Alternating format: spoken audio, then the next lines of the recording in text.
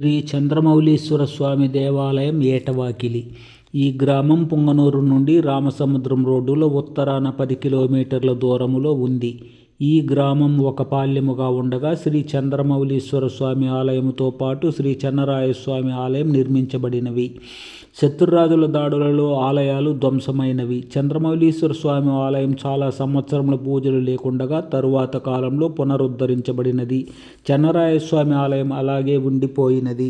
చెన్నరాయస్వామి ఆలయం వద్ద తమిళ శిలాశాసన ఫలకం పడి ఉంది. విగ్రహాలు, ప్రతిమలు గ్రామస్తులు భద్రపరిచామని చెప్పారు.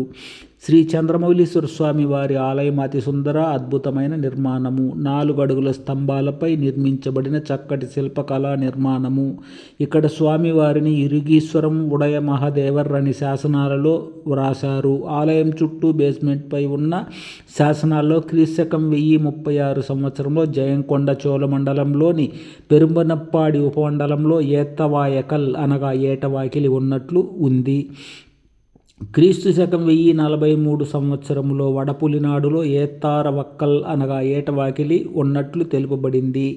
పరకేసరి మొదటి రాజేంద్రుని 22వ పాలనా సంవత్సరంలో వెల్లాలుడు క్రీస్తు శకం 1033 సంవత్సరంలో ఈ ఆలయాన్ని నిర్మించినట్లు తెలుస్తోంది. ఇరుగీశ్వరం ఉడయ్య మహాదేవునికి రాజేంద్ర చోళుడు భూమాన్యమిచ్చినట్లు బేస్మెంట్ పైనున్న 573/1096 శాసనం తెలుపుతోంది. రాజరాజ త్రీ అనురాజు తన 29వ పాలనా సంవత్సరంలో క్రీస్తకం 1144-45 సంవత్సరాలలో కంబన్ ముండన్ సంతతికి చెందిన సెల్వ గంగరాజు చేత పునర్నిర్మాణము చేయించినట్లు బేస్మెంట్ పైనున్న శాసనం తెలుపుతోంది.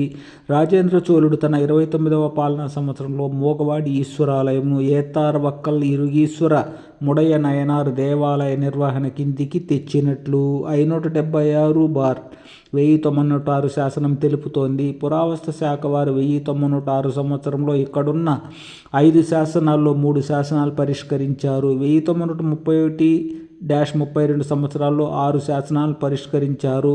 సప్తమాతృకా సమేత చౌడేశ్వరీదేవి ఆలయం యుద్ధాల తరువాత కాలంలో నిర్మించబడి 2 జతల ఊయల స్తంభాలు నాటబడి ఉండేవి.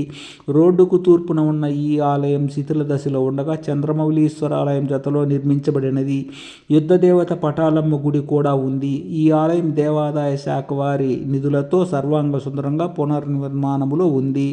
ఆలయంలో నిత్య పూజలు, వార మాస పూజలు, పండుగ పరుపులందు పూజలు, శివరాత్రికి 5 రోజుల ఉత్సవాలు ఉంటాయి. ఈ వీడియోను సబ్స్క్రైబ్ చేయండి. మరిన్ని వీడియోలు చూసేందుకు అవకాశాన్ని పొందండి.